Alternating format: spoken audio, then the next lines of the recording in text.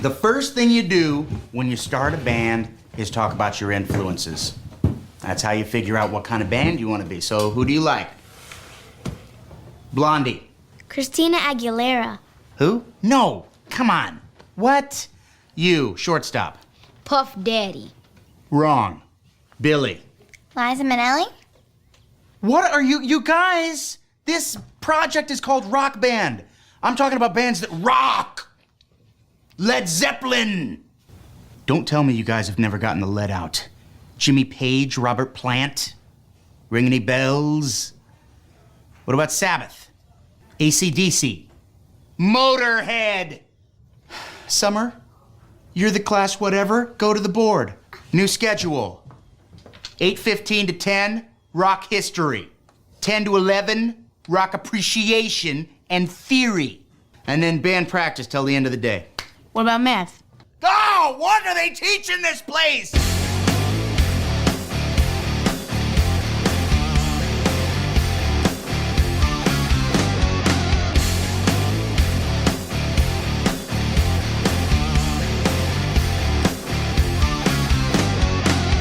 Welcome to the Rhythm Section, a Memphis music podcast where we celebrate the soul of Memphis and North Mississippi. Music produced by SRP Studios Podcasting, srpstudiosllc.com. Catch new episodes every Wednesday morning on Apple and Spotify, and don't miss our video releases at 6 p.m. Central on YouTube and Facebook. For more information, visit therhythmsectionpod.com. If you enjoy the show and find it in your heart to support it, you can easily donate to our tip bucket through Venmo and CashApp. The links are in our episode and social media descriptions, or search the Rhythm Section Pod on either app. And join us for our new TRS Sunday Replay series. Each Sunday, we return your favorite interviews in the order they were originally published. Yeah, this week's replay is Josh Haynes from Area 51 and 6 Feet Thunder. You can catch upcoming replays with Danny Day on July 28th, Tony Meharry on August the 4th, and Jeff Cobble on August 11th, all on YouTube, Apple, and Spotify. Take the chance to revisit the highlights and hear from our amazing past guests. Again, every Sunday on YouTube, Apple, and Spotify. What's up, everybody? Thanks for joining us today. Again, my name is Derek, and joining me today is the squash to my butternut, Mr. Jeff Ward. I love it. Well, Jeff, boy, we have an amazing episode today to talk about, and an amazing guest to talk about. But first, let's do some promotion here. Today is Mr. Jeff Adams. Yes. Bassist extraordinaire for Starship. Next week, we have Taylor Morris and Jason Luckett from Five for the Kill. And after them, we have Frankie Hawley from Frankie Hawley and The Noise. Yeah. So those are amazing interviews. Can't wait to share those with you. Absolutely. And then now, here we go. The celebration of life from one Mr. Pete Mendillo. Yep. We normally film on Sundays, but we're filming on a Monday because just yesterday was that celebration on Sunday, July 21st. We wanted to push the filming back so we could talk about it timely, Didn't want to wait a whole other week to mention this. So much to talk about. We're going to thank everyone here in a minute. Me and Jeff spent a good amount of time really trying to make sure we put a good list together. Right. Everybody knows about us with names and forgetting things, but we may not even pronounce one wrong. we may get all this right. On top of things here, but it could not have gone better. It was just such a magical night. It was. Everyone helping set up and the place packed out. Oh, man. So many familiar faces and a reunion for so many. Lots of hugs. Yep. Lots of I love yous, man. Good to see you. I think there were probably people shocked at me because I hugged everybody. I didn't care. Like, who are you? Even if I've met them once, I'm hugging people. They're like, well, he's a little friendly. So, quick recap. So, Area 51 did the first hour. Killed it. Within that hour, Debbie Jameson did get up for a song. She will be mentioned again in the thank you list. And then that was it. They broke, and then let the festivities begin. Right. And up and going. And the first bass player was Davey Smith. Yes. You know, I'm not going to run down who went in what order again. No. Everyone will be thanked here, and man, it was so smooth. Yeah. Everyone was ready. When it was their turn, they just jumped up. Right. Pete Mendillo's kit. Let's Yep. talk about that.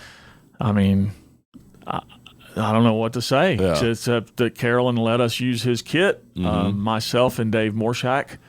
And Jimmy Fulp. And Jimmy Fulp and David Fike helped. The four of us, and there may have been other people coming in helping. Yeah. You know. Of course, there was so many jokes. How many drummers does it take to set up a drum kit? Right. At least 4. Yeah, but they wanted to be a part of it. Yeah, it was, You know? and it was amazing. It was fantastic. We got the kit set up, and look, I sent a text out this morning to the group. I didn't tune anything on those drums, and Jimmy confirmed that he didn't tune anything on those drums. They sounded amazing. They came right out of the cases from the last time Pete Mendillo used them, Mm-hmm. and we set them up, and they sounded amazing. They were in their cases and Yeah. in the garage for a Yeah. year and a half. Yeah, and that's I'm not trying to endorse a company here, but that's just a testament to DW Yeah, drums. for sure. They're fantastic. And again, thank you, Carolyn Mendillo, for Yes. giving us the blessing to do this. The whole thing, yeah, And then, you know, letting us use that kit. quick context, origin story. And this is not about me and Jeff, but it was for me and Jeff. There was an extra asterisk of magicalness, because at least for me, when I was thinking back on the day you walked in here, all eager, Derek, we're doing an event this year. Yeah, I was like, okay, Jeff, I think you're right, because you know me, I often have to say no to you on things. yep. But I don't know why I just do that. But when I was like, you know, Jeff, you're right. We got to think of something. Right. 10 minutes later, Pete comes up, and we're like, damn, dude, like, Kind of a no-brainer. wow, we really thought about it. And then we're like, okay, first thing we need to do is call Carolyn. Yeah. She was all about it. Okay, we got to get the Area 51 guys on board. They were all on board, of course. Mm-hmm. And then all hell broke loose. and then the planning began. and we just rolled with it. And yeah, you and the Area 51 guys really just took the reins on it. And I can't remember when did we have that conversation? Several months ago. Oh, it's been at least 2.5 to 3 months ago. Yeah. So to see it happen and the kind of night it was like, man, this is so crazy. Right. And that we're a part of it too. Yeah. That, you know, it was awesome. It was just such a magical night. And people were there to cheer everybody on. Everyone was really engaged. Yeah. You know, and just watching the level of talent that circulated on that stage. It really did show what we have in this community for musicians. Yeah. We don't have a bunch of half-ass people here. it's amazing. These guys are unbelievable. And then there's you and I. Yeah, and then there's us. Yeah, like I said last night, there were tons of musicians and drummers.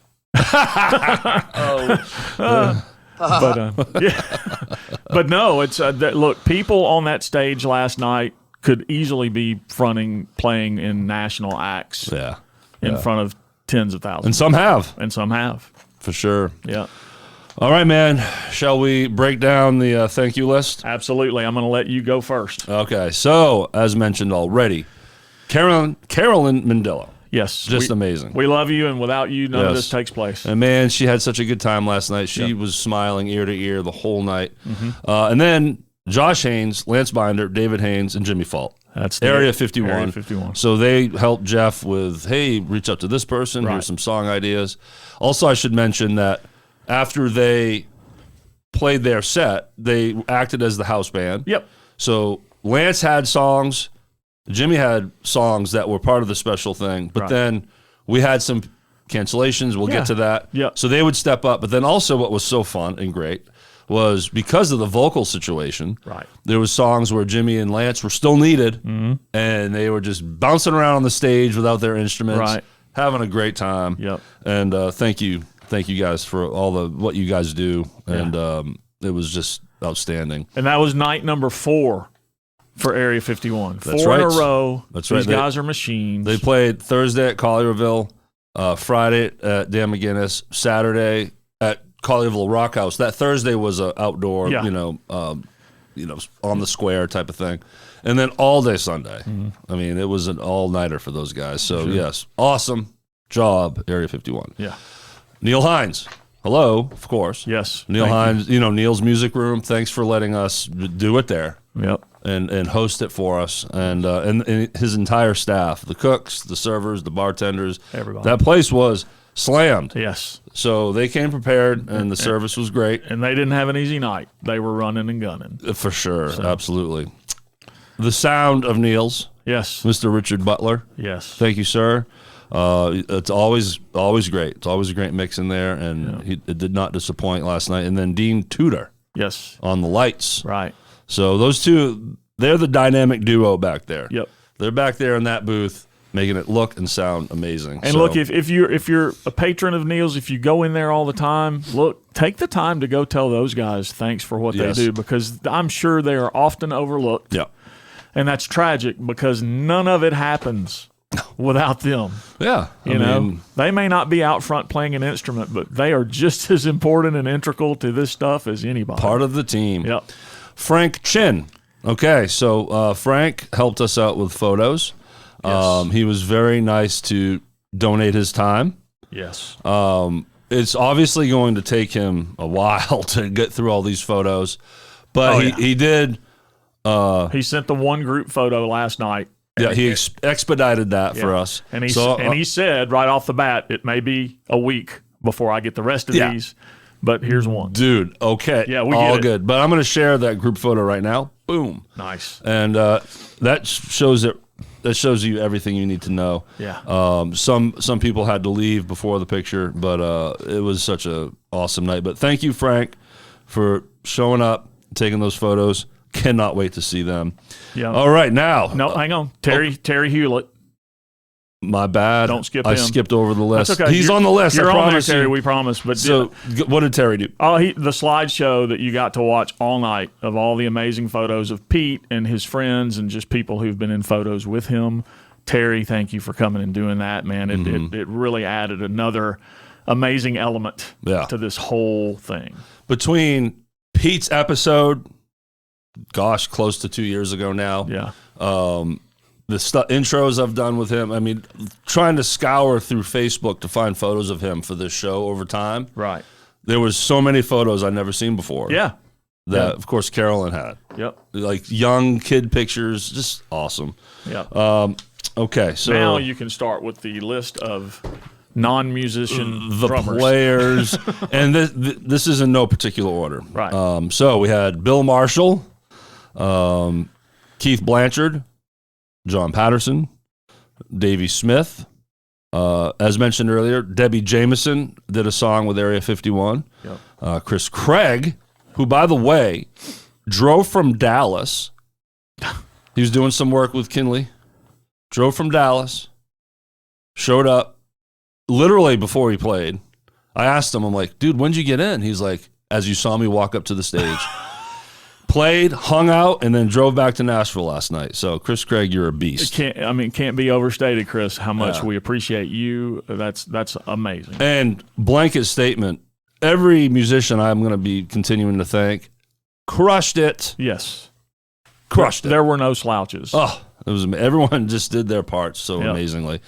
Okay, so Tim Dills. Let's stop on Tim Dills. Yes. So Tim Dills didn't play or sing, but he wanted to speak. Yeah. And he, after Area 51 did their set, he was the connector to then the round table. Right. And tells us just a great story about how he met Pete. Yeah. And how Pete moved from New York. Right. And then started playing in a band called Civil War.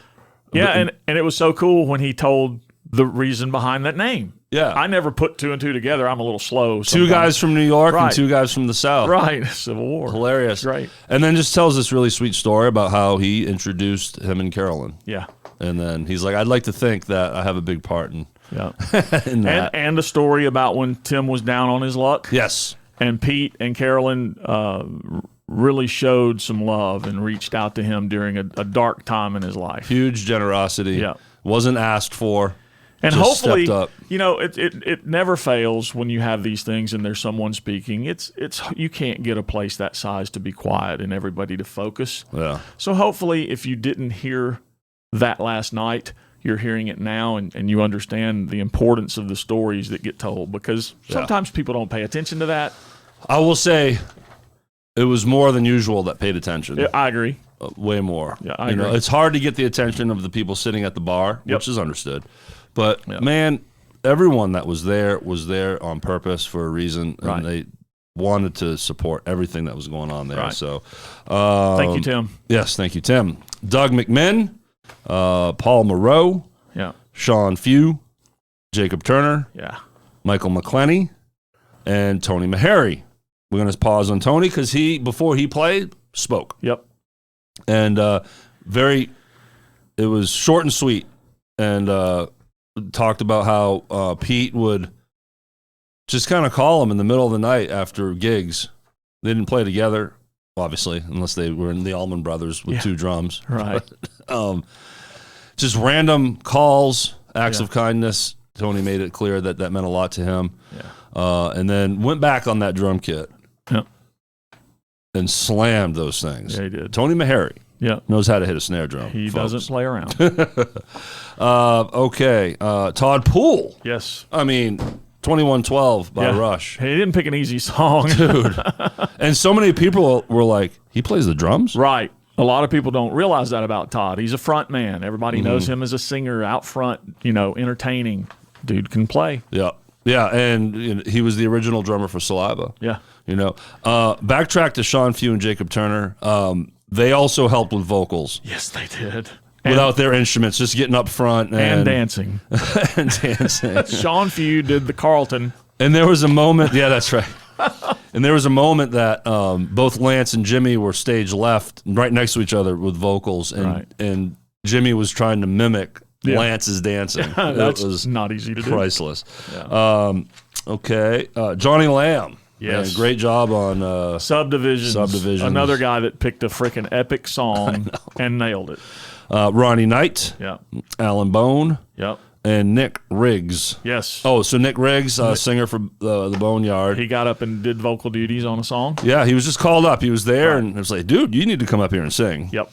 And he sang. It was a Journey, John Patterson. Separate song. Ways, me and John Patterson. Yeah. So I got to share the stage with John Patterson. Nice. And he comes up. Yeah. Craziness, you know. All right, so thank you guys. We're going to pause before we hit the next half of this list. But to every musician that showed up and played this thing and came prepared, came with a good heart, can't thank you enough. Yep. The night is to celebrate Pete, and of course we're going to celebrate with music. Right. And just a jam like it was. So awesome, guys. Thank you so much for being there. Absolutely. All right, Jeff, what do we got next? All right, I'm gonna there's another part of this list that we're gonna mention some people too. First of all, I want to mention David Fike. David was supposed to originally play a song, but he has some he told me early on, he said, man, I'm going to try. I can't make any promises. Well, it was a week or so before the event. He contacts me and says, man, I'm just not physically able to do it. Yeah. So David was going to speak. And somehow it didn't happen. Through all the excitement and us going down the list, we just overlooked him and didn't call him up. And I feel terrible about that because I know he wanted to pay tribute to Pete. And David, you should know by now, just hit one of us on the head and say, hey, you're forgetting me. On the chin. Yeah, hit us anywhere. Right in the mouth. We're sorry. Yes, very sorry, David. And we found out this morning Lance did reach out. Yeah. He did kind of look for him, but maybe it was too late because he didn't stay the whole night. Right. But yeah, David, sorry. And it was a pleasure meeting you. I'd never met him before. And thank you for helping with setting up the kit. You were right there to help do that, and that's so much appreciated. Right on. All right, so some other people we want to mention. Jason Cooper, he was originally listed to play in this thing, and he had something come up where I think he had to be out of town. So things happen. It's just the way it is. Absolutely. Chris Cook. Chris was on the list to play, and he had something come up. I think he was feeling under the weather or something. Yes, he was, So couldn't do it. Bobby Ireland was supposed to play, and he feeling under the weather. Dave Morshak. I contacted Dave early on in this thing, and Dave had a gig for the evening of this event. And he was afraid he wasn't going to be able to even make it there. But he contacted me later on and said, hey, I've managed to get that gig taken care of.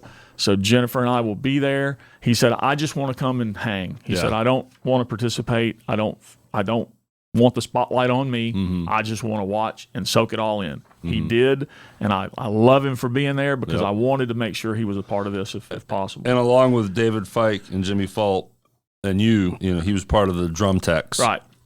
Right. And it was awesome. Jeff Adams. Jeff Adams has a really legitimate reason for not making it to this thing.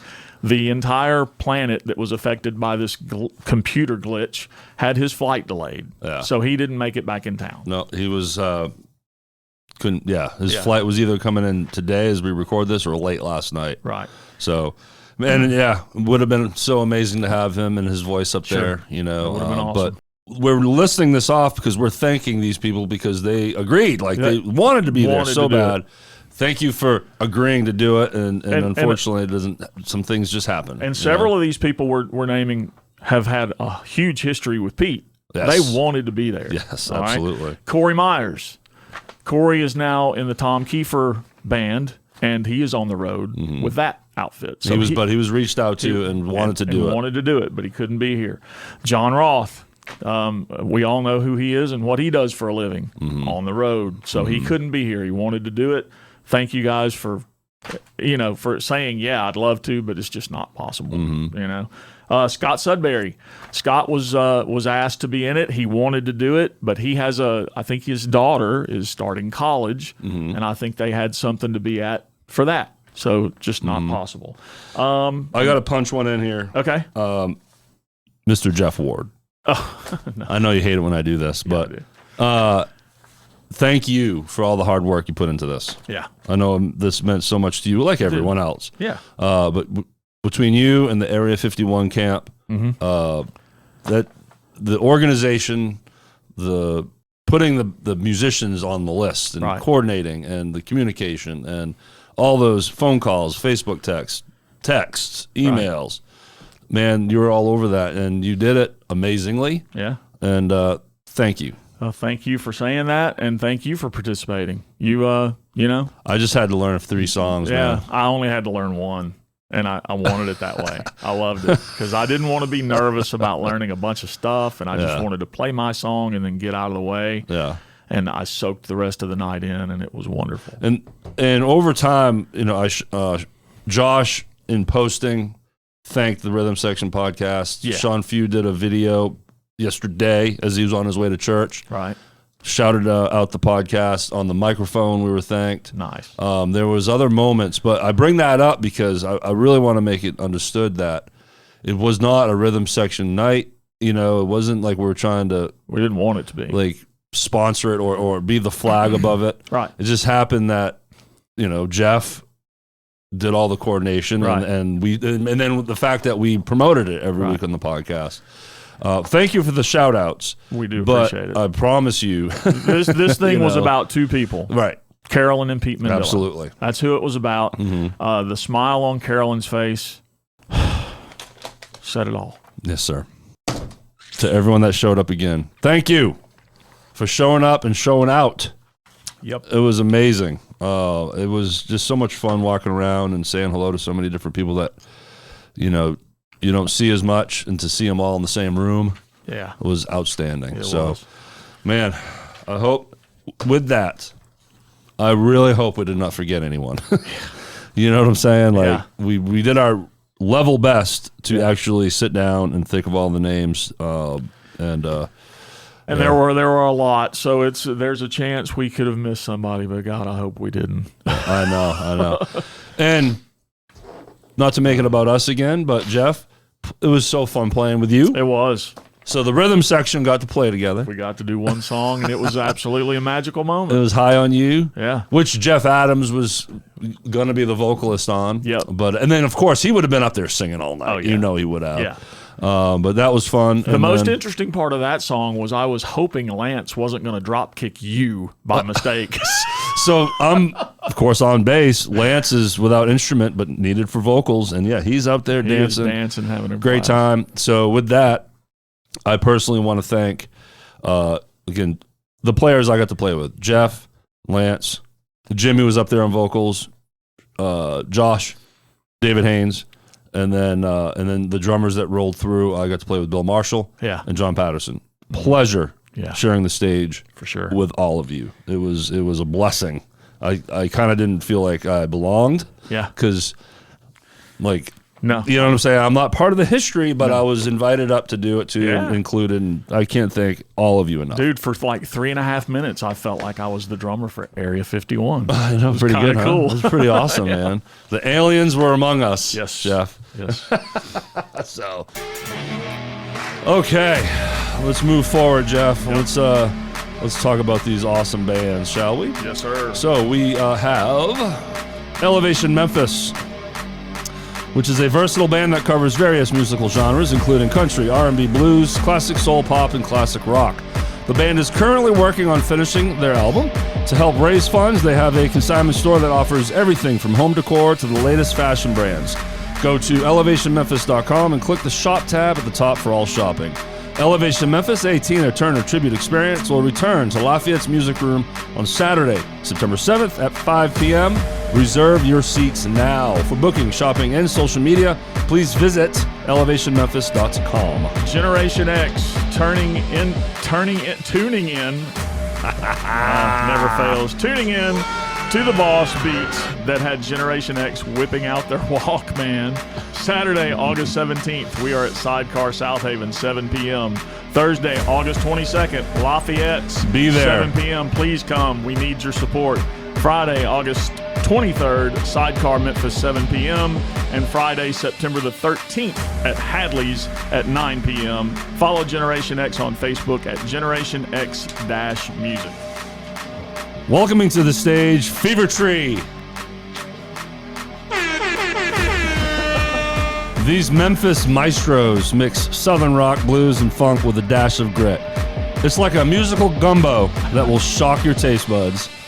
You can check out albums Social Mediocracy and Lessons Learned on Spotify and all other digital platforms, along with singles Mighty Jesus and Buried Alive. Learn more at fevertreeband.com. You're making this section more and more difficult to get through. Area 51, man, we just talked a ton about them. They were amazing last night. Blasting you with alien beats that make your brain do the boogie by covering artists such as Journey, Boston, one of my favorites, Huey Lewis, and the News, and Van Halen. Okay, here we go. Thinks David Haynes rocks a killer mustache. Does Baby Yoda. Friday, August 2nd, Lafayette's at 9 p.m. Friday, August 16th at Hadley's at 9 p.m. Follow Area 51 on Facebook at Area 51 Memphis. Alrighty. There was no Baby Yoda there last night. What, Josh? What the hell? Where was he at? I don't know. Side note, I think I might know why. Okay. I go to see them at Rock House Live in Collierville Saturday. Yeah. And Josh has these two kind of like wooden rectangular kind of boxes on the side of him. And one of them had the tip bucket with Baby Yoda. And there was not one, not two, not three, 4 Bud Lights sitting on there around him. People buying beers from the band, and the band really doesn't drink at all. Certainly not before they play. So here's Baby Yoda surrounded by beers, and it was just a good laugh. So maybe Baby Yoda's a little, he's in rehab, the Irish flu, maybe. So, all right, formerly known as the latest sensation, delivering a dynamic fusion of rock, dance, and modern pop to light up your playlist. So buckle up, turn on your twinkle toes, and do the Kirkendall jitterbug till the roosters crow. Nice. Till the rooster crows. Fuck, I fucked that up. It could be multiple roosters. Saturday, July 27th, Dan McGinnis. Saturday, August 10th at Hadley's. Lost 45s, the songs you forgot you loved. Sunday, July 28th at Hadley's. And then 6 Feet Thunder, finally coming back around. It's been a minute. Yeah. They are the Memphis supergroup. Saturday, August 17th at 10th Inning. Nice. Follow Sean at Facebook on Facebook at Sean.few.7. And I hear that 10th Inning has got a nice new outdoor stage. Really? That's what I hear. Ooh, we got to check that out. I haven't seen it, but this seems like a really good time for us to go see that. We got to check that out. I have to circle back in thanking the people I got to share the stage with. Nick Riggs. Oh, yeah. He popped up on Separate Ways with when I was playing with John Patterson on drums. So pleasure sharing the stage with you, sir. That's awesome. Because I mean, a voice. Oh, he's from the heavens. Yes, that guy. amazing. So. But we got to do something about whatever that is you're wearing on your feet. Oh yeah, I saw that. Nick, get some tennis shoes or something. You're freaking me out, man. He had those shoes that have all the toes, and it's painted like a foot. I know that was a little funny, but good times had by all. All right, everyone. Jeff, motherfucking Adams. Yes. You out there, Jeff. I know you're watching. Yeah. Because we're all sitting at the Phelps right now. Yeah. As we have a little watch party there, and it's going to be fun. So I'm probably eating a taco right now. I'm just saying, maybe at least one. Maybe some of that corn cheese dip with some tortillas. But awesome. Jeff Adams, bassist for Starship, and just talk about a history with this guy. It's all he's done his whole life is play. Monster bass player and monster vocalist. Yes, and that's why it was such a bummer. He was stuck, stranded wherever he was. Yep. Thanks to the glitch. Yeah. Come on now. Yeah, it really sucks. It just shows you, like. Hopefully he's here. Yeah. Are you out there, Jeff? Are you in that living room? Yeah. If you are, say, hell yeah. I'm waiting for it. Here's the thing, Jeff. I've been to enough watch parties to know how this works. That everyone is still mingling and talking during this. Right. They're waiting on Jeff Adams. They're waiting on the interview. Yeah. With that said, though, it's always fascinating because when the interview does kick in, it's like everyone's eating popcorn at a theater. Crickets. Everyone's fucking paying attention. It's wild to us. It is awesome.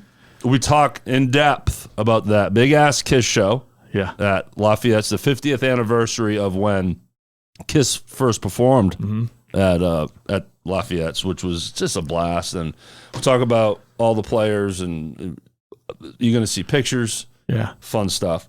Obviously, all the time he played with Jimi Jamison and the Survivor stuff, the stories, how that happened. This was news to me. I know. This next one.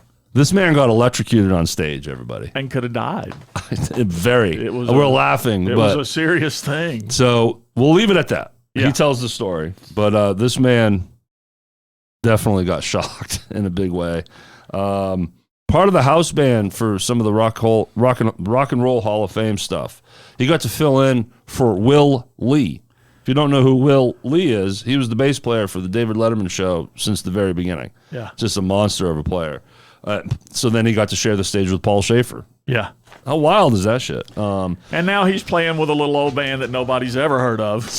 Yeah, what are they called again? Starship. I'm trying to think. Mickey Thomas. Trying to think. Yeah. I'll have to look them up. Yeah. They've got a couple of hits. Yeah, and so the origin story, how that all happened, and what a fun guy. Yep. I implore you to watch this interview. Yes. Because he's just funny. We had a good time with him. It was great, and I'm glad we finally got him in here. We worked for a while because he's busy on the road. It's hard to nail him down, but we did it. And we had Jeff's lawyer and fact checker off camera, Mr. Paul Moreau. Yeah. Thanks for helping us out. Remember things? Yes. Yes. So that's it. Wow. Thank you so much for listening. And one last time to the players, the organizers, the club, the wait staff, Neil Hines, the Richard, and anybody Dean, that had everybody. Anything to do with this event, you made it magical. It was a magical night, and I can't wait to get Frank Chin's photos. Yes, and we will be sharing the daylights out of those once they come through. I was on my way out the door from Neil's. I stopped and said hi to Neil and shook his hand and thanked him, and he said this. Everyone needs to hear this. He said, "You guys did a good thing today." And we did. All of you guys did a really, really good thing. Absolutely. Thank you. So remember to join us for our exclusive TRS Sunday replay series. We bring back your favorite interviews on YouTube, Apple, and Spotify every Sunday. Thank you to our band sponsors. Again, you can find us on Apple, Spotify, YouTube, and Facebook, and Instagram. Find all channels at therhythmsectionpod.com. And don't forget our tip bucket, everybody. You can easily donate to the cause through Venmo and CashApp. Find the links in our episode and social media descriptions, or you can simply search the Rhythm Section Pod on either app. All right, Jeff, enough. That's it. Enough of us. Jeff Adams. Yes, please enjoy our interview with Mr. Jeff Adams.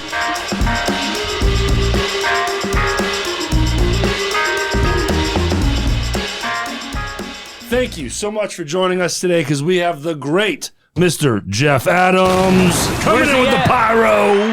Hey, don't let him in. He owes me money. Jeff Adams. Hey, we guys. finally got you in here, man. I know it's been a while. It's taken some time, because every time that I want to do it, I'm always on the road, or something happens. With a little known band. Yeah. Right? Nobody's heard of. Not me either. Have you heard of Starship, Jeff? Yes, I have. Jeff is the bass player for Starship. It's guys. Starship with Mickey Thomas. Starship with, I mean, that just kind of clarifies it more, because there's another version which should be Jefferson Airplane, because they pretty much were doing the airplane stuff for a long time. But, But anyway, but it's Starship featuring Mickey Thomas. Very cool. And you've been with them a few minutes, haven't you? I've been with them for 20... And now you're going to age yourself. Okay, I'm not going to do it then. A very long time. A very long time, yeah. That's a hell of a career, man. That's a good run, dude. Hell yeah. I can't complain, and I wouldn't if I had to. They must like you. They do. I will. I'm hoping they do. They're always putting up with you, That's right? for sure. And my antics. That's right. But you also bring great vocals. For sure. Well, and I think that's one thing that really probably helped me. What? Not just in this band, but all along, was the fact that, I was really more of a singer than I am a bass player, but I'm a bass player that sings and that whole thing. So it's really, really helped me. I'm glad you said that, because we're going to talk about the KISS show that we put on. We're going to build to that. But you made a funny comment, or interesting comment that night. I forget how the conversation went, but you said to me, I'm not a bass player, I'm a singer. So is that what you consider yourself first? I've always... Because you fit that frontman vibe, it's so weird. They've kind of gone hand in hand. Yeah. But when you were up there just fronting the band, I mean, it looks natural for you. It wasn't always like that. Okay, yeah. There was times when I was grabbing this and grabbing that, and grabbing what? Well, this and so that. The audio only, he just grabbed his crotch, all kinds of weird stuff. Speaking of, because Nita Marcus, she used to come up, because I pretty much grew up in the stage style, like right? so many of us. Yeah, I know, right? She would come up there, man, and of course, she had her water gun, So she shoots you in the crotch with the water gun? A lot. Quite a bit. Quite a bit. Man, this place sounded so much fun. Yeah. I missed that. Oh, man, I'll tell you what. I would take it back in a heartbeat. Paul, you? Yeah. Yeah. Paul, meaning Paul Moreau's off camera, just hanging out. He's here to help Jeff remember things. He's helping. Yeah, I'll call him my memory stick. All right, do you have a specific order you want to go in? No. Okay, because you bring up vocals. I'm going to go somewhere with this. Go for it. My first introduction to you locally was Fifth Kind. Oh, wow. And I knew who you were, but I'm talking about in a band, watching you play and listening to you sing. And that band was so loaded with amazing vocals. Just incredible. And to me, it was just a vocal band. It was Corey Myers, John Roth, Pete Mendillo, later Jimmy Fulp, and then Carrie Bador. That's right. That's the only one I haven't. That's the only one I haven't met. Of course, Jeff Adams. Yeah. Yeah, you guys could all sing. I tell you, to have a band like that was, anybody's dream for me, to be able to play with the musicians that were in that band. They were incredibly so top notch. Every stinking one of them. No doubt.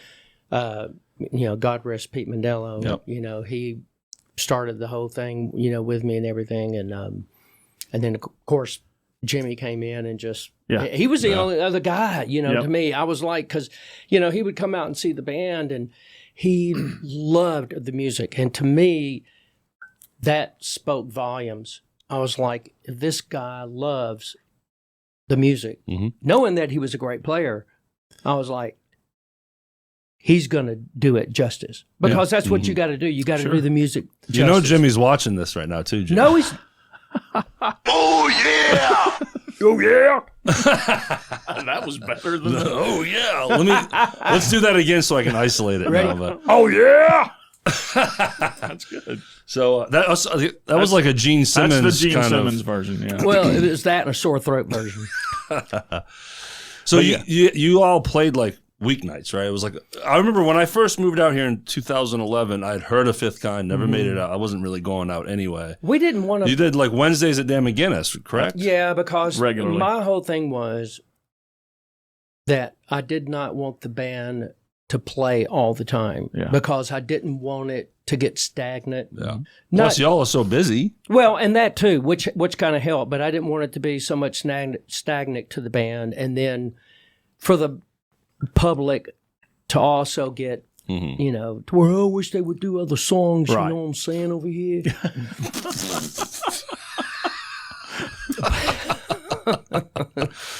Sorry. A big that- New York audience. I didn't know where that came from. But anyway, we would probably play like 3 times a month, you know, in different Well, it's still places. pretty damn busy. And it is. And then sometime, you know, only 2. But, you know, we ended up at Dan McGinnis playing every Wednesday night. Yeah.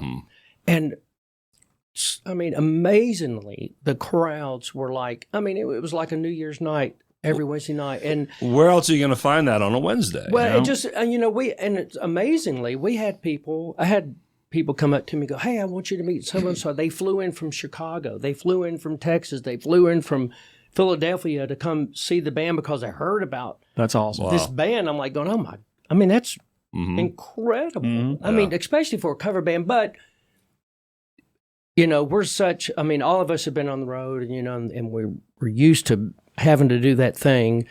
And that's the way we're presented. Right. The cover stuff. We wanted to give people a concert. We wanted them to walk away feeling just like, boy, did I get my money's worth. Yeah. Yep. You know. So When I was researching for John Roth, the great John Roth, winger, Starship. absolutely. So I went to Wikipedia. Fifth Kind is mentioned Yeah. Oh, in Wikipedia well, I'll be darned. with all your names. Well, there you go. That's awesome. That says a lot right Need there. I say more? So how long was this going on for? 5+. Yeah. If not more, you know, and everyone in the band, you know, as you said, you know, John Roth and Corey Myers and Pete Mendillo and Jimmy, you know, and it was just amazing. Carrie Badur. I mean, after that, you know, I mean, You know, people wouldn't complain if you did a reunion show. well, Right. and I'm I just wouldn't saying. complain either. Yeah. So, I think I have enough clout now that I can put that together. I'm just saying. Whoa. If you can do that, where's man, that? I am with you. Actually, Paul already tried to do it. Did he really? Well, and yeah, we were.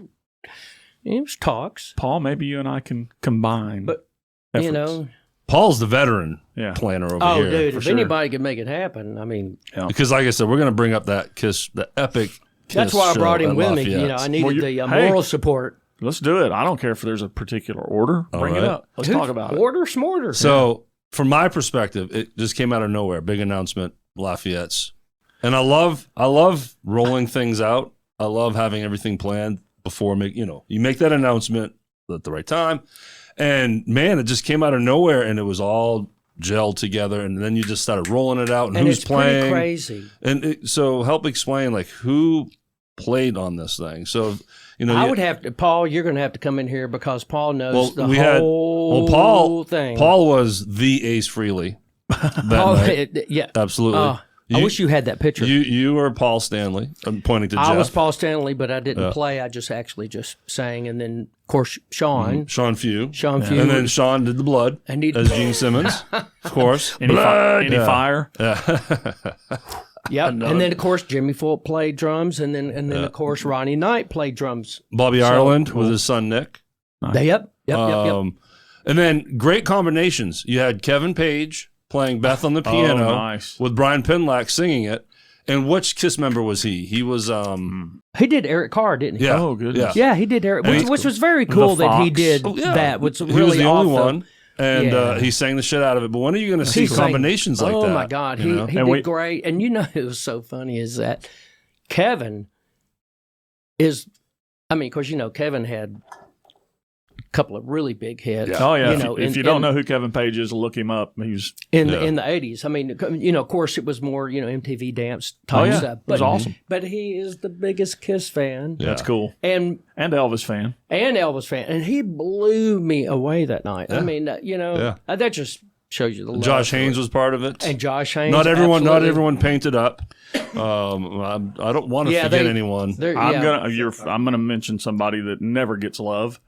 Thomas Halfacre. Buddy, let me tell you what. The whole thing doesn't happen without that guy. He behind the scenes did a whole lot. I saw that on Facebook. I didn't even go to the show, and I know he was a huge this time, part of this. I was talking to Paul earlier, and walking into that room and seeing that was just right. breathtaking. Sure. You know, because this was the 50th anniversary. Right. It was breathtaking. And I mean, it was. He that's right. It was time for an anniversary. It was a 50th anniversary. And you have to do that justice. You can't half-ass something like that. No. So and you know what's so cool is that people were coming in. They were dressed up. That's awesome. You know, and it was wonderful for everybody. That's so cool. You know, it's great. Another person that needs some major credit is Kelsey King. Okay. She did all the makeup. All the makeup. Awesome. She surely did. Yeah. And there's a great picture, which I'll be sharing on this podcast with her and Alan Bone. Alan Bone was in it. Right. Of course. Sorry. Anyone that was painted up was all Kelsey's. A great picture of everyone that I had wasn't makeup even and her. going to do it. And then, you know, she was nice enough to go ahead and do it for me. So Did a great job, too. And Alan Bone did. He did a great job. Yeah. So it was epic. Yeah, that staging. Sorry if I missed what you all were talking about. I was getting information from Paul over here on the and side. also, first time, Jess. She was on there. Yes, Jess Willett, right? Yes. Yeah. Yes. From she was Seeing on there. Red. Yeah. And she did a fabulous job. Uh-oh. We got our lawyer to the left making sure we get the proper information. Of course, Seth. Seth Kirkendall. I mean, who would ever forget Seth? Yeah. I'm sorry, my lawyer's over here telling me. That's right. Yeah, we got to get it all right. If I don't get it right, I'm going to get sued. And look, but- that's get the this shit only right. problem with bringing something like this up on the fly is you don't want to forget anybody. No, you But, don't. You know. I mean, But I want to circle back to. do I have to say what I had to eat that night? No. But no, I love Seth did. I mean, of course, he did a phenomenal job. Yeah. But next year, he's going to have to dress up. I mean, Agreed. it's going to be one of the. You got to, you know. Seth, if you're listening, if you dress up, I'll dress up. There you Whoa, go. there we I'll go. be a really fat Paul Stanley. So back to the stage, though. Thomas Halfacre. Now, you could have easily just put Kiss on the LED screen that's up there. No, he did not do that. Or even not even do that. He built this whole production and a rising drum riser. Oh, I did not know that. Oh yeah, Ronnie Knight was on that as it went up So cool. and went back down, and then it got twisted a little bit. That did it? I didn't see that part. Yeah, but that's Was he going? Whoa? But I mean, I don't know how to explain it. It was. You'll never see Lafayette's look like that again. I'm telling you. I mean, I don't even think Paul. We weren't even trusts, thinking that he was big going to do lights. all that. We had no idea. That's great. What was in store for us when we walked into that room, and I would probably have to say that it was probably better than what Kiss had when they played. At Lafayette, Was it 74? Right. Yeah. So yeah, I mean, it was amazing. And Paul, who were you? Did you get painted up? Oh, he was Ace. Of course he did. Oh, he was Ace. Okay. Yeah, I got A great Ace. Nice. picture of it, man. Sure. That's the great thing about Kiss. They've had so damn many members over the years that you can fit a lot of people in that show. And I'm not just saying this because he's sitting to the my left here, but Paul Moreau was a huge part of that planning and production. Nice. Check out And that it just picture right went there. off Can you like a see hit. that? Oh yeah. We'll send it to I'm us. gonna have those pictures up. Yeah. Is that cool? That's very cool. I've already ripped some of those photos from the Facebook page. Nice. Rip and destroy. Yeah, you should have been another Gene. Well, man. I mean, I wanted to, but Sean wouldn't let me. So what song did you sing? I did Sweet Pain, which to me, We know all about Sweet Pain in this Why? place. No, we got a story to tell you. Yeah. what? Sweet Pain. So way early in the show, we had Sean Few in. Yeah. Shout out to Sean. Hey, buddy. Love you, buddy. And Carrie, his beautiful wife, was Sitting right here. sitting right there. Oh yeah! So they're talking about the song "Sweet Pain," Right. and me and my Was this idiotness- after that I had done it No, before? no, This is long way. This before. is wow. this is 2 And years ago. she was wearing a T-shirt That that said- said "Sweet Pain." Well, and I read it as "Sweet Pear." okay. And he said that on the air. I said that, and it was a big laugh. And then, 2 weeks later, Sean had T-shirts made up saying "Sweet Pear" and then the Rhythm Section podcast under it. So I love you, Sean. One of our finer moments on this program. I love it. It was early on. What a great song. Yeah. That never, and of course, Kiss only did it one time.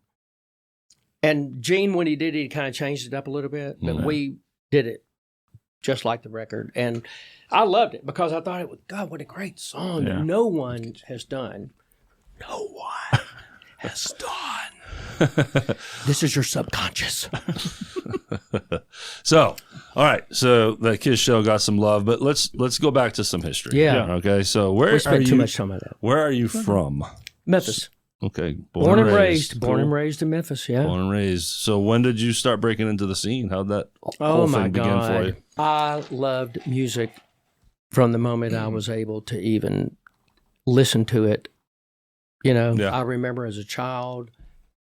And of course, thank God I was brought up in a time of the music was just amazing. Mm. And hearing the music, I gravitated to it and I loved it.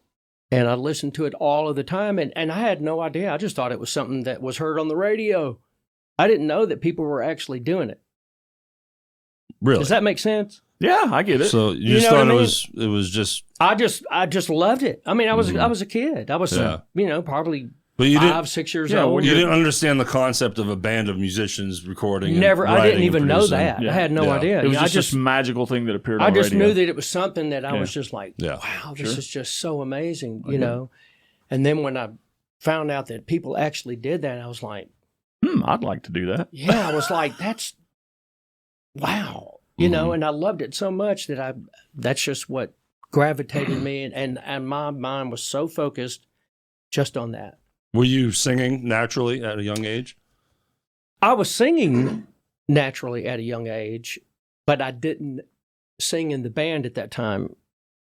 Because when I first got out playing, I was probably 14. And bass guitar right out of the gate? Playing bass, Yeah. and wasn't old enough to even get in the club, so I had to be up on stage, and they go, make sure he doesn't get off the stage, Right. that kind of thing.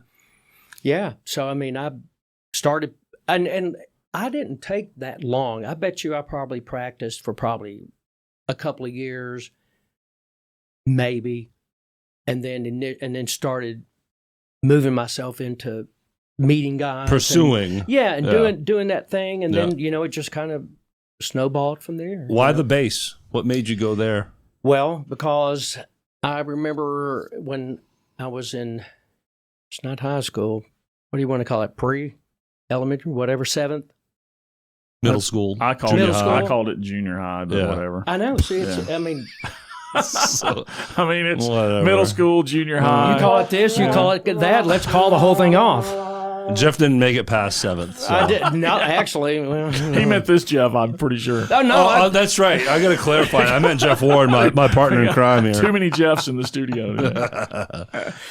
everyone that I met at that time in the 7th grade, all of us, met. Everyone played guitar. Mm-hmm. That was the first thing that Guitars or drums, right? Yeah. And I remember one of the guys, and I still see him every once in a while today. He said, man, he said, you got big hands. Ooh, man. Big. And he said,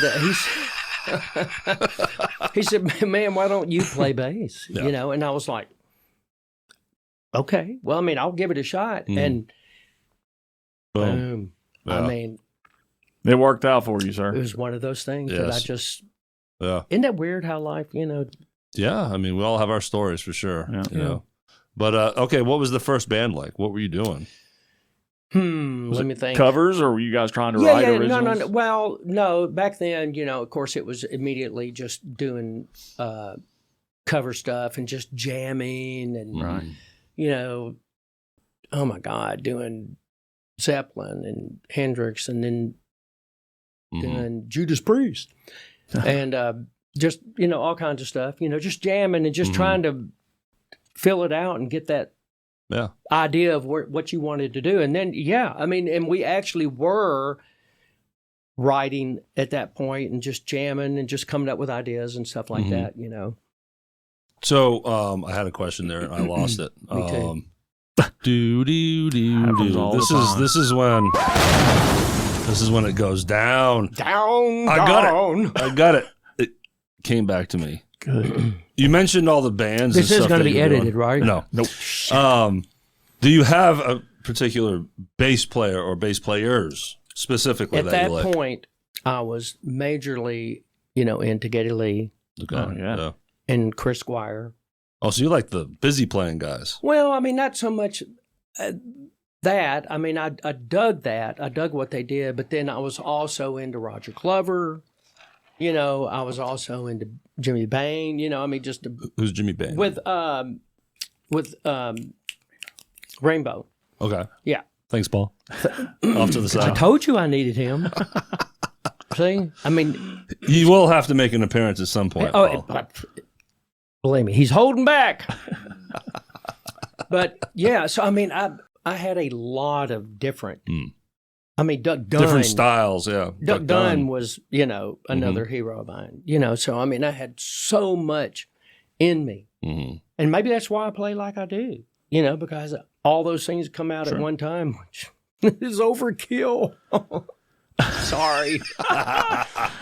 You need to watch this. To the audio only people, you gotta watch this show. When does the singing start breaking in? Full circle? Yeah, full circle. Okay. And great. Way to go, wonderful. Jeff Thank Ward. you so much, Jeff. And he Danny, came I apologize. Boom. He's a brother. Him and I started out really. I guess one of my first bands. Right. Actually. And we were writing. We were doing cover songs, but we were writing and doing stuff as well, yeah. So the two big things obviously I want to talk about is Starship and your relationship and time with Jimi Jamison. Yeah. Okay, so let's timeline-wise, Jimi Jamison before Starship? Yes. Okay, so let's do Jimi Jamison. And this was it Jimi Jamison or was it Survivor? Or was it both?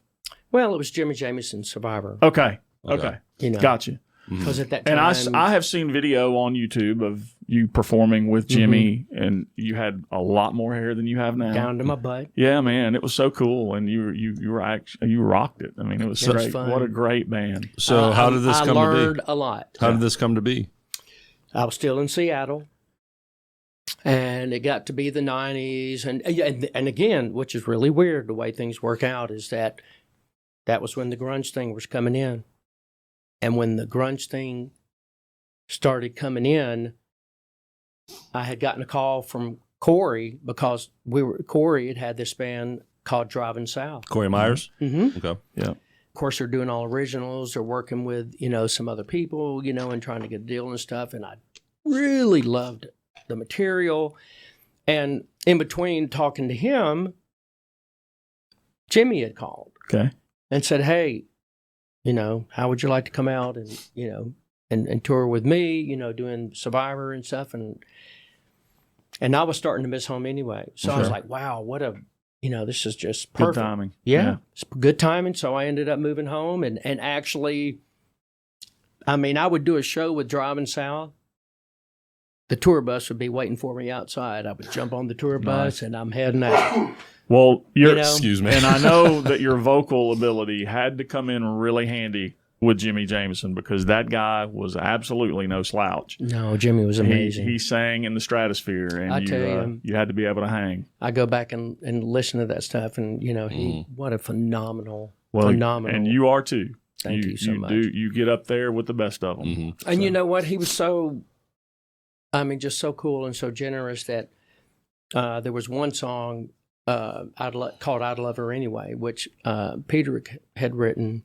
And he was like, dude, I can't, I just can't do it justice. So he said, I want you to sing it, So I ended up singing the song. He didn't think he could do justice? Yeah. Wow. Well, or whatever that's supposed to mean. Right. No, but I get it. I know what you're saying. Because to me, Jimmy was like, But for whatever reason, he let me do that song. Sure. That's awesome. So I actually got, it was weird at first, to sing a song with him being the front guy. I'm like, what am I doing? Yeah. And Pete Mendillo was part of this lineup with you, right? Pete was playing drums and well, before that, Bill Marshall. Okay, yeah. The video that I saw you in had Bill Marshall, yeah. So many people have played with this gentleman. Yeah. It's crazy. Yeah. It's crazy. It's a pretty good thing to have on your resume. So it's nice to have a resume, period. Yeah. Was there a good deal of touring with Jimmy? A lot. Yeah. We were gone, and there'd be times that we were on the bus and we were heading back home. And next thing I know, we're getting a phone call, from our agency saying, "Hey, where you guys at?" We tell them where we're. "Hey, how long is it going to take you to get to Cincinnati?" Okay. How much time do we have? Yeah. We need you. It's just, we would pick up stuff. Of course, there was crazy stuff to where we broke down for 8 days and stuff too. But, that's a whole nother story. Now, I know Jimmy also did some international stuff. Were you part of that? We did tons. And that was an incredible thing that Survivor was huge over in Europe. Yeah. So we were constantly over in Europe, touring with Nazareth and Uriah Heep. And it was so funny, I was just on the Blue Cruise this last year. Been a long time, been a lot of years since I've seen the guys in Uriah Heep. Yeah. And I saw Mick, the guitar player, right? And so I went up to him and I said, "Hey, Mick." I said, "Jeff Adams from Survivor, we toured with you guys over in Europe back in the early 90s. And I was, and he goes, "Oh my, dude, yeah, I remember." He goes, "Man, we had the biggest time." And we did. They were the most wonderful people. We'd sit around and talk all the time and do other stuff. And, and it was great. All right. So Survivor, Jimi Jamison. What was the next one you wanted to talk about, Derek? You mentioned the Starship. We definitely want to get the Starship. Well, story. I think we need to let Starship be the finale. Okay. That's just my opinion. All right. So we've got to talk about Kenley Wolf. Oh, wow. And I'm not even going to attempt to. You just take the floor and tell us exactly what happened with this deal. This was actually Fire Choir. Of course, that time it was John Roth. Yep. Scott Hurd, another incredible guitar player. And let's see who was playing drums. Glenn Quiggins. Chuck Jones playing bass. And I was just fronting the band. Okay. And no. God, no. Chuck was playing guitar and I was playing bass at the time. So this is early on. And this was right when I think Lord Tracy was still Tracy Lords. Yeah. So we're talking about. We got that story. Yep. Right. So you know that one, right? Yep. So anyway, I swear I think it was Halloween night too. And it was at the Stage Stop. That's early 80s. Packed out.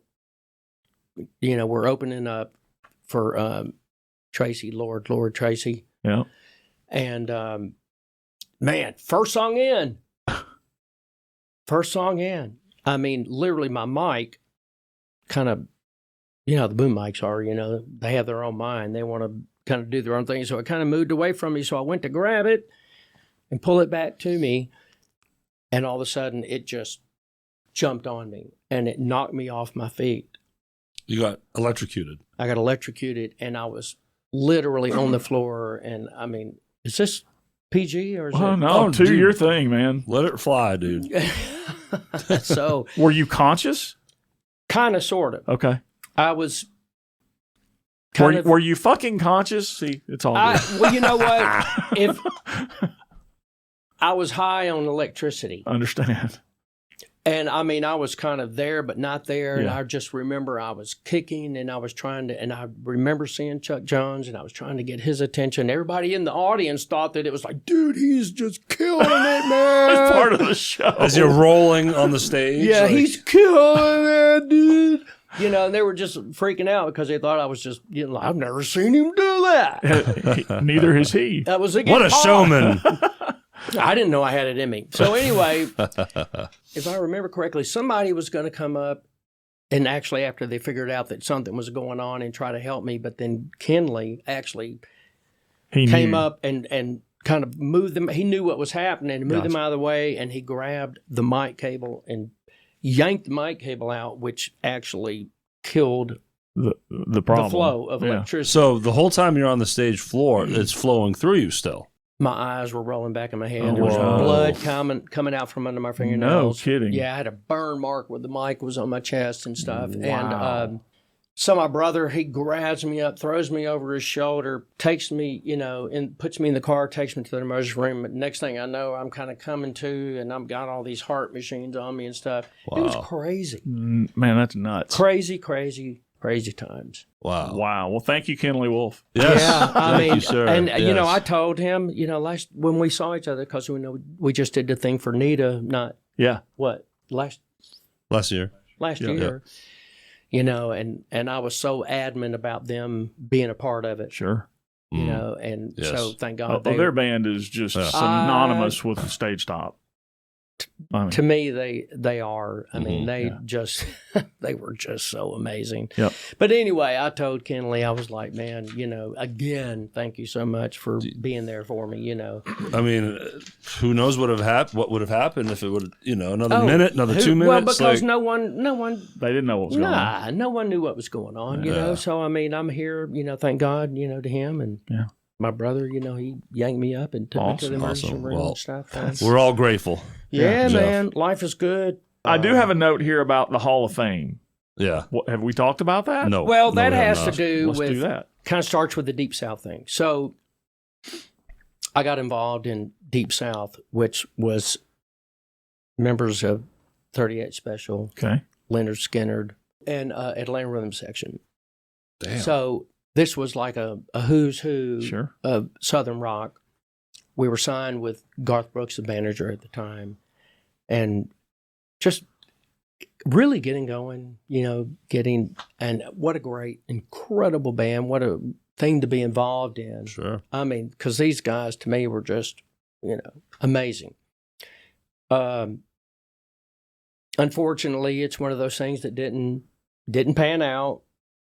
But I mean, something that did pan out, was me becoming really good friends with Jeff Carlisi from 38 Special and Ed King, God rest his soul, from Leonard Skinner, Mhm.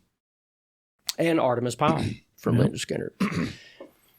And so I just remember being in the studio rehearsing at SIT in Nashville at one time, and Jeff was like, we do this thing, called Camp Jam, and it's for basically putting kids together, teaching them how to play and all this stuff. So Can he asked, Derek and I come? yeah, man, anytime you want, man. So we started actually, he asked me to do that, and I was like, oh my God, that sounds like something incredible. Sure. We did so much incredible stuff with it. Sure. And then we actually moved that on to where we started working with some people out of Detroit and the hard rock, and doing to where we were backing up all the Voice singers and all of the American Idol singers and doing all that. It goes. Yeah. That's what I'm saying. There's so much in my brain, you would have to probably get a big squeegee thing. And Well, how does it this out. tie to the Hall of Fame? So when he asked me to do that, I started doing that stuff. And then Jeff had already been doing the Hall of Fame with Willie and with And we're talking the Rock and Roll Hall of Fame. the Rock and Roll Hall of Cleveland. Fame, yeah, with all the guys. And so he had called me and he said, look, Willie, the bass player from the Rock and Roll Hall of Fame, and also Willie was Oh, on Will the- Lee, David Letterman, yes. correct, on David Letterman. So anyway, Will couldn't make it, so they asked me to come in and sub for Will.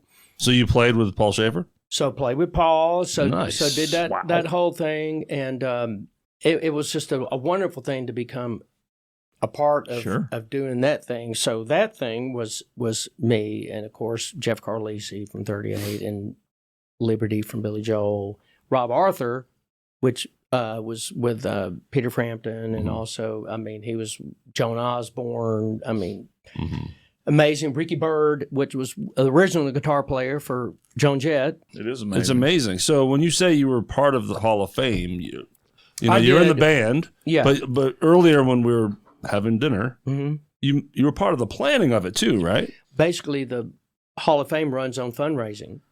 So we did all their fundraising. That's what we were talking about. Yes. And then we also did all of their corporate battle of the bands, which had have corporations from all over the country and all over the world, have, I didn't know this, but they all have bands. Yeah. And that was Jeff and I, Rob, and Jack Blades from Night Ranger, and Liberty. Do we want to hit Starship? Yes. Oh, It's Let's that hit it. time. 2000 was when you joined them. Okay. yeah. Because, what's so weird is that I had taken off from Survivor. Pretty much, I was burnt, to be honest. I understand. And I just wanted to take off for a while. And I had gotten a call from Bobby Kimball about joining Toto. Nice. And at that point, it was the strangest thing. He had called me, and then I'd gotten a call from Daryl Verduzco, which is the drummer for Starship. And he was asking me about, coming out and doing some stuff with them. So, I'm like going, you go from sitting around, just kind of relaxing to the next thing you know, trying to make a decision on. That's a pretty hard Survivor and Toto. No, Starship. Oh, I did the same. Yeah. It doesn't matter. It starts with an S. I'll keep you straight. I'm turning my microphone off. I told you. We needed to have like a month get together before we did this thing. Starship and Toto are coming for you. Yep. And so I was like, well, you know what? I think I'll just, whichever one comes first. And so it was Starship. And I was really kind of glad because, when I was with Survivor, we toured so much with those guys, and I got to be just, I knew everyone. Sure. And it just was so much more comfortable. I get it. Of course I'd known Bobby for years. Yeah, and- but and look, stuff being too. comfortable in that situation is a big deal. Right. For sure. Yeah. It's the hang, right? It's well, I'll tell you what, 90% is the hang, 10% is the music because, they know they're going to hire you. You can play anyway. Right.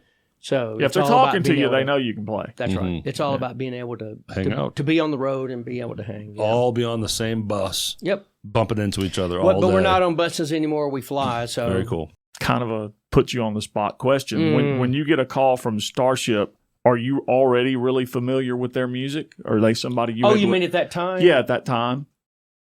Or is it something you really had to woodshed and really learn? Because Well, of course I knew the material. okay, But you still have to woodshed Sure. when it comes to listening to stuff and really loving it and appreciating it. But then when you have to break it down and really learn the Yeah. stuff, you realize it's just like, I'll tell you one thing that happened to me. And this is a simple song, and it's Sweet Home Alabama. Okay.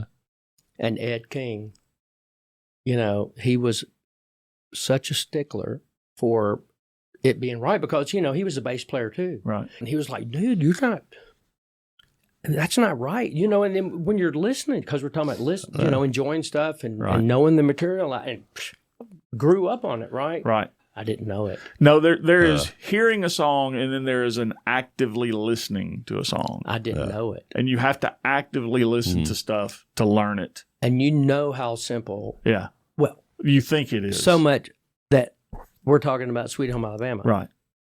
There's more involved in that There's song. more involved in Yes. it when you are giving it that life that it Right. deserves to Sure. have and playing it correctly. Yeah. Yeah, I've forever played the watered down kind Well, of just I mean, simple. everybody, because there's simple chords, Yeah, so you're just thumping along, doing what the drummer's giving you. You just Right. kind of but it's how getting you, through it. it's but- how you play the song. But there's and, a lot and, of riffs in there that and you can there's- overlook. Right. Right. For sure. And I was like, when I went back and listened to it, I was like, oh my God. Right. I didn't realize, how much, because, well, obviously, Ronnie was a stickler for rehearsing and rehearsing and rehearsing and just making that stuff right. Well, I don't want to veer too far Right. away from Starship. Right. We just still gonna did. hang there. Yeah, we we did. totally did. Back on track. So, what's it like, that first run with them? You're in the band with them. It's year 2000, like you said. The first show I did with the band, Mickey wasn't there. Okay. We were actually, the band was backing some other artist, and they hired me to do that, and I did that, and then that's when Daryl had called Mickey and goes, "Hey," And Daryl is the current drummer. he's it. the only one of them. He's the guy. So anyway, see who he calls him when he says, "Hey, I got your bass player." Now we need to have Daryl on the show to see if that's an accurate representation. I wish the listeners could see your facial expressions when you're doing it too. So then off and running, right? Yeah, and then after that, they offered me the gig, and awesome. And that was your 2000 to now. You've been with them 24 years. 24 years, and it's a hell of a run. Hell of a run. Who are you sharing the stage with every night, other than Mickey John Thomas Roth and John Roth? Yeah, Mickey is the man. Yeah. And then we got John Roth, we got you, we got Daryl. Sean Coey. Okay. Which she's from Vegas. And she, of course, she was out with Zappa. Not Tweez was Zappa, not Frank Zappa. Mm-hmm. Gotcha. And Meatloaf, and nice. phenomenal singer, phenomenal. She just knows how to bring it. She's pretty easy on the eyes. Well, There I guess that helps. He's putting it out there. Yeah, well. He's professed his love for a lot of different people on this happens. show. So I know I've seen that you guys, Starship does a lot of, it was at the Disney. We've done Epcot. Disney, Epcot. We were actually the only band for. Bless you, Paul. Gesundheit. Was that you? Jeez, it's my lawyer. We're the only band for, I would have to say, probably 20 years that did it 2 times a year. We would do it early March, April, and then we would do it later September, October, which was the Food and Wine Festival. Loved it. Wonderful people. They took care of us. And I know you guys are getting ready to hit the road soon, and it's going to be a really busy summer. We have actually done a few shows this year, but it's actually getting ready to, at the end of this month, start to pick up really hard. So you slow down during the winter and holidays? Slow down during the winter, off for, 2 or 3 months. And sometimes when you think you're going to be off for 2 or 3 months, next thing you know, it hits. Yeah. So, but generally off for, November, December, January, some stuff may come in, but then it starts, So it's ramping up. Yeah. Yeah. But, since COVID, that really put a damper on everybody, we were shut down 2.5 years. Really? No touring, 2.5 years. We did one show in Belgium, and not Belgium, but South America. We were in South America, did that show, and then literally got back on the plane, came home, and in the middle of coming home, you could tell things were really kind of getting weird in the airports and stuff. And then when we got home, it was really weird. Yeah, but here's our really weird. Here's our schedule. Our schedule's still there, right? And I'm going, okay, it's still there. Yeah. And then that week would go by, and that would drop by, that would drop by. Next thing you know, and then it was just nothing. 2.5 years. So being that your whole life is built around being a musician. Yeah. You're like, I didn't know I was going to get thrown into retirement. Right. You kind of hoped you'd plan that. I've got, planned it just a little bit. So, I tell you what, it was a weird moment. What did you do in those 2 years? I just prayed a lot. I think he fooled around and fell in love. I fooled around, I fell in love. And I like it. Yeah. I did. And, so it was tough. I mean, it was really, really tough when you make your living doing nothing. I feel you. My whole life, and thank God, that I've been fortunate enough that my whole life has been built around me being a musician. Right. Whether or not I'm in the studio doing commercials, which I just did one the other day. Nice. Thank God. Can you tell us who it is and what it was about? It was for some company up in Michigan. Okay. Most of them, I mean, they would get sent out. I mean, I would be traveling across the country, and I'd hear, we turn on the radio and drive, and I'd go, I think that's me. That's awesome. So when you do these, is it vocally, or are you doing? I do vocal. Okay, just they're already pretty much okay. done. A lot of times we'll use the same tracks, but different lyrics. You can bring Derek and I in. We'll be glad to do harmonies or backups or something. But those days of it being, we used to do quite a bit of them, but those days are, have kind of, they've gone to so much more AI. Yeah. Yeah. Yeah, musicians love AI. Well, I feel like we still haven't scratched the surface. We haven't. That's what I'm trying to tell you. So we gotta. Basically, you've got to get my brain to start actually working. Yeah. Well, we're gonna bring you back on the other side of the big summer touring. Yeah, we'll have you back. I would love to. Let's do it. I had so much fun. Next time, I hope that it didn't sound like a bunch of gobbledygooey. Absolutely not. I mean, this was fun. Yeah, we had a good time. I hope the Phelps enjoyed this. Yep. Because they're going to. We're at their house watching it. Should we? Are we there yet? I hope we're there now. So this is the spirit they've been on. I was actually going to bring a little bit of red wine, so that I could give homage to Donna. Yeah. So we're all four of us at Windy City.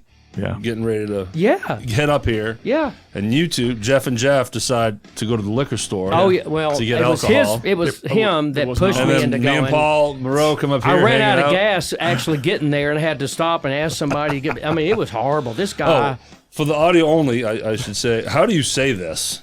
Mayomi Chardonnay. Yeah, which is really not my cup of tea. It's a white wine, is it? Yeah, I mean, You want to drink from the bottle? I mean, if I had to. All right, wow, so much covered there. Thanks for doing this, dude. I really appreciate it. Yeah. I hope that any of it makes sense. That's why you need to edit so that it actually does. Well, we cleared up that you got shocked and not shot. Yeah. Well, I definitely got shocked. Let's go back. We had that miscommunication. I did. Fire Squire. That's wrong. Is not. Then you got shot. Yeah. Me. And then make me feel better. And then instead of Big South. No, instead of driving south, you said Big South. We're going to have to do this thing over again. You don't remember my name? I bet you do. Killing me, Smalls. Perfect. All right. Well, we're not going to say official bye yet, but can't. we're gonna talk to this audience that I hope is still here. I hope you're still sticking around after this. But shout out to is we still on? Absolutely. Okay. Shout out to all of my friends, my fans, my family from all over the country, all over the world. Man, yeah. And people that that I haven't seen in God knows how long. I would just want to say hi to you. Love it. And I hope to see you soon. Yes. Sweet. Memphis Music Podcast, y'all. This guy right here. Hasta la vista, baby. Thanks to our band sponsors. Yeah. Thanks to you guys. We can have Jeff Adams on here. Thank you. Keeping the lights on for us. Woo! That sounded... That was like on pitch. That's pretty good, wasn't it? Dude. Yeah, you can follow us on Facebook and Instagram at The Rhythm Section Pod. Our website is therhythmsectionpod.com. And remember to join us every Sunday for the new TRS Sunday Replay series, where we bring back all of your favorite interviews on YouTube, Apple, and Spotify. Jeff Adams' episode will be sometime. And that's the news. Mid 2025 when it will circle back around. So, and then the tip I'd like bucket. to figure out the next round with him. We need to figure out how to take calls. Yeah. Oh, that would be fun. You know what? We can do that. You're on the air with Jeff Adams. I caller. would absolutely love it because I would love to hear from people that I have not. I know exactly how we can do that. Okay. Absolutely. That would be fun. Yeah, that would be fun. And we should do that with other things. Sure.